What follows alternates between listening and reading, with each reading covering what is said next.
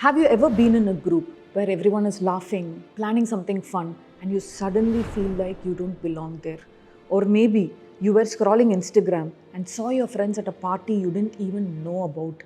When everyone is laughing together and you feel like you're standing on the outside, it hits you in the gut, right? And your mind quietly starts whispering, did they forget me? Or do I even matter? It affects your self worth as well. Now, how do we deal with this kind of feeling without letting it shake our self worth? Hi, I'm Gayatri Arvind, founder of Abhasa Rehab and Wellness. We offer residential rehabilitation for people struggling with addiction, mental health disorders, eating disorders, and chronic conditions. Over the past 6 years, we have helped over thousands of people reclaim their lives through personalized care. Through this channel, we share practical wisdom to empower your mental health.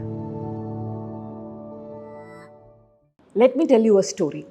A friend once told me how her family wasn't invited to a get together. And it wasn't just any group, it was a bunch of friends they had introduced to each other years ago. She wasn't just heard about missing the event. What hit her harder was the thought that followed. She said, maybe we don't even matter anymore. Maybe now that my husband isn't doing well, people don't see us as important. That's the part that hurts the most. More than the event, the story your mind creates after it hurts a lot. The story that quietly says, you're not valuable. Do you see how it chips away the self-worth? And once that story starts playing in your head, it's hard to stop. You begin to believe that being included means you're worthy and being excluded means you're not. So what happens next? You slowly start pulling away. You avoid social settings and spend hours overthinking. Or worse, you keep trying to prove your worth to people, hoping they'll see your value. Do you know what actually happens in your brain when you are experiencing this? The same part that processes physical pain, the anterior cingulate cortex, also lights up when you feel socially left out. That's why it hurts so much. It's not just emotional, your body feels it too.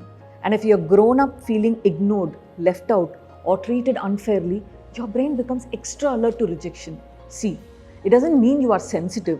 It's because your brain learned that being left out is dangerous. But just because your brain was wired that way doesn't mean it has to stay that way.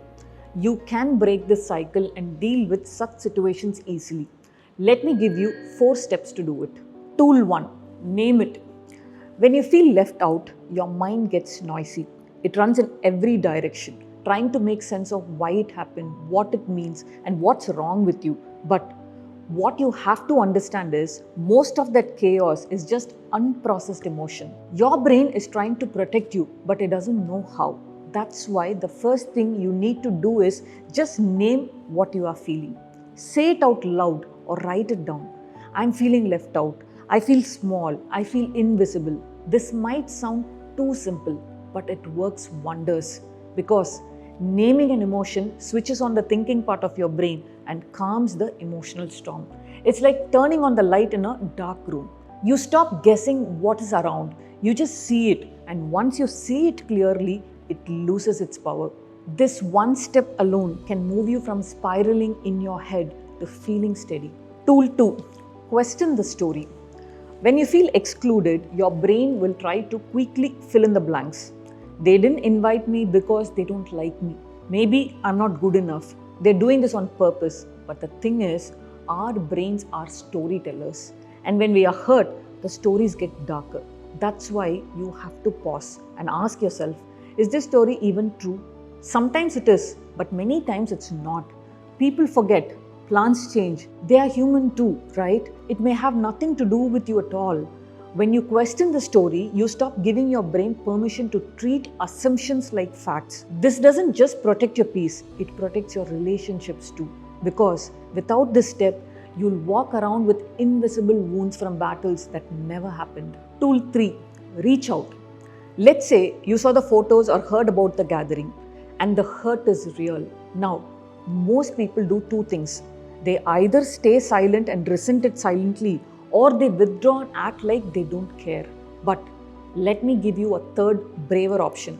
Talk about it. Reach out to someone you trust and say, hey, I saw the pictures. I felt a bit left out. Was it intentional?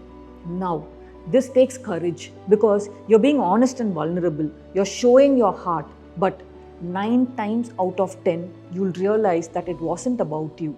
And even if it was, at least you'll stop wondering. You'll know the truth. When you speak up, you give yourself a chance to heal.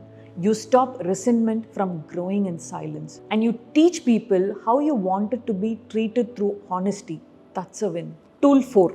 Reclaim your worth. This one is the hardest, but also the most important, because even after all the naming, questioning, and talking, you might still feel rejected. You might still not be invited the next time. And that's when you remind yourself your worth is not measured by other people's invitations. Yes, it hurts, but your value doesn't go down just because someone didn't see it. If one circle didn't include you, it doesn't mean you are not worthy. It just means they weren't your circle. So, do something powerful. Go somewhere you are celebrated. Call someone who sees you. Do something that reminds you of your value. Because at the end of the day, it's not about being included everywhere. It's about knowing in your heart that you were never less just because they didn't invite you.